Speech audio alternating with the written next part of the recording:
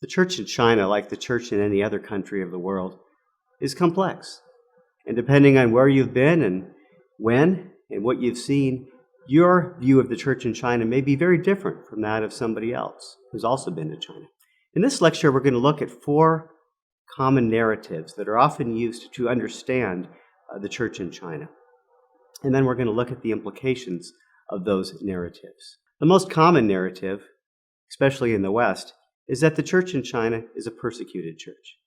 This assumes that the church's most pressing issues are political, and that if the political situation were to change, then many of the church's challenges would no longer be there. I think it's important to point out, as we're going to see in a future lecture, that religion in China has always been under the supervision of the state.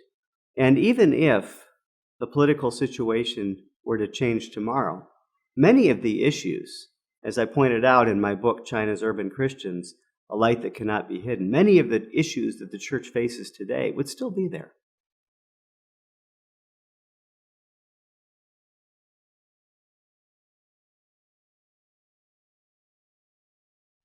And so the church's challenges are not primarily just political. Now, this narrative does have some validity. Even as I'm recording this course, we're well into the 3rd year of a campaign in the city of Wenzhou in eastern China to remove every cross from every church in the city and in cities surrounding Wenzhou. This cross demolition campaign has been making the headlines and appearing in the news regularly for the past 3 years. And so it is obvious that there are Christians in China who are facing persecution. That cannot be denied. The church in China does face real restrictions. There are laws that dictate where churches can meet, who can lead them, and how much influence the church can have on society. Certainly there are limitations on the church in China. At the same time, even though China's religious policy has not changed significantly since the early 1980s, the way in which that policy is carried out has changed dramatically. And there has emerged a large gray area in which Christian activities may not be permitted by law, but they're often allowed to continue. And so, on any given day in China, you could have a factory church meeting, you could have Christian material being published, you could have a unofficial seminary training up new pastors, and none of these things would be controlled, or government would not be trying in any way to stop these things. On another day in China, you can have those same things happening, and you could have believers being pulled in for questioning, believers possibly being fined, groups being shut down. So within this gray area, there are many things that Christians are able to do, but there's no legal guarantee that they'll be able to continue to do them. This narrative can also mask larger issues that affect not only China's Christians, but the Chinese people as a whole. For example, in Henan province, a demolition team set about to demolish a church because a developer wanted the land that the church was on.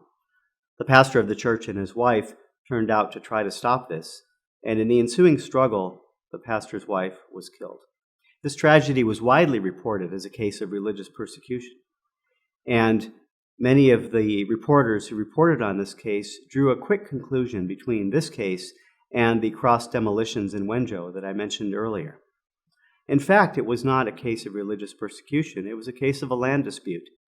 Unfortunately, as China has developed economically, these land disputes have become all too common, with local governments colluding with developers to take over land so they can develop it to make money.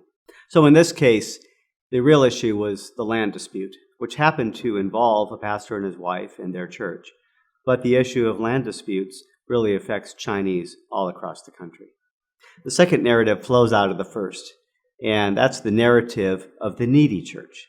It assumes that the Chinese church is in survival mode because it's persecuted, and therefore it has many needs that can only be met from outside of China.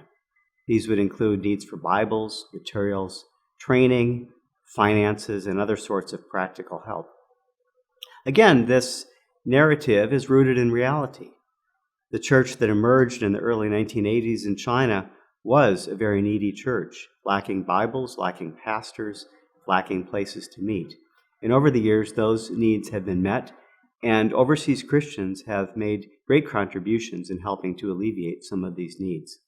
This narrative is often voiced by those outside China who are seeking to raise money to meet some particular need of the church in China.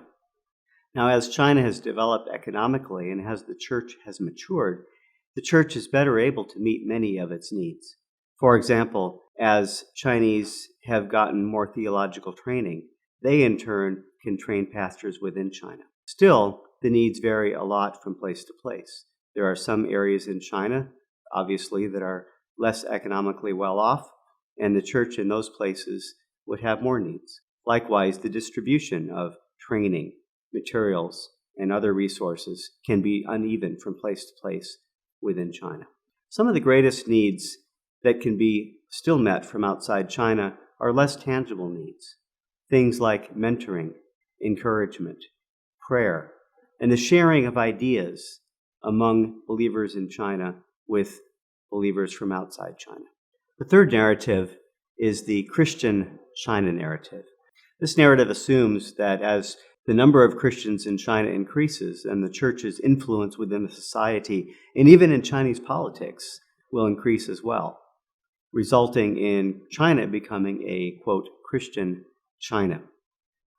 As Dr. Yao Shi of Gordon Conwell Theological Seminary has pointed out, there's a risk in making this sociological perspective on the church in China normative.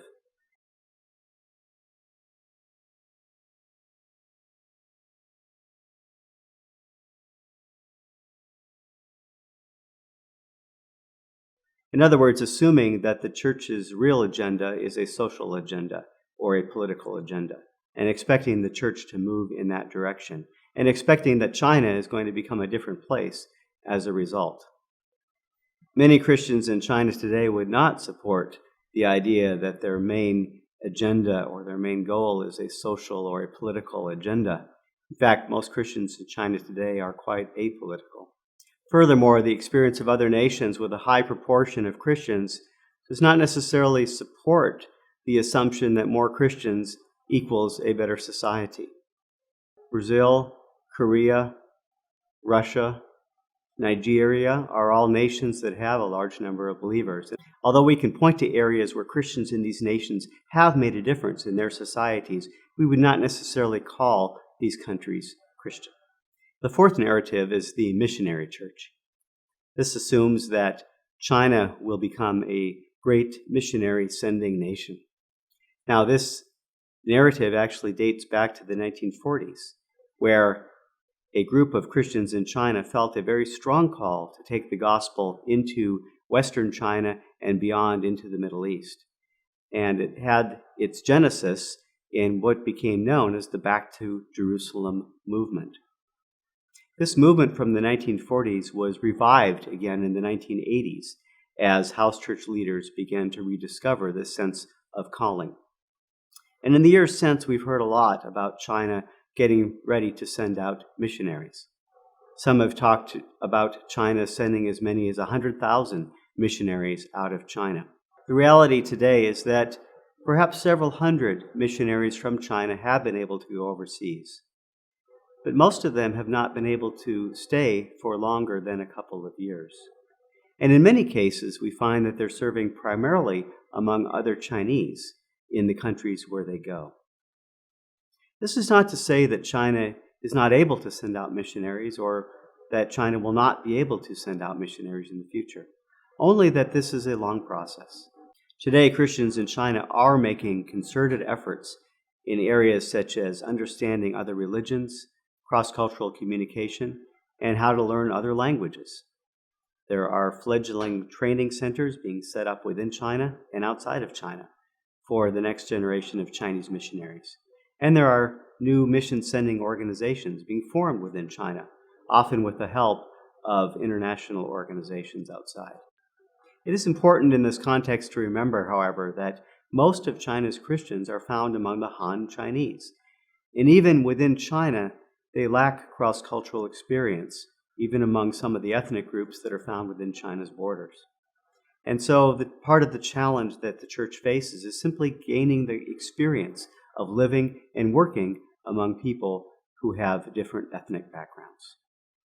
Each of these narratives contain an element of the truth, but none of them fully explain the dynamics of the church in China today.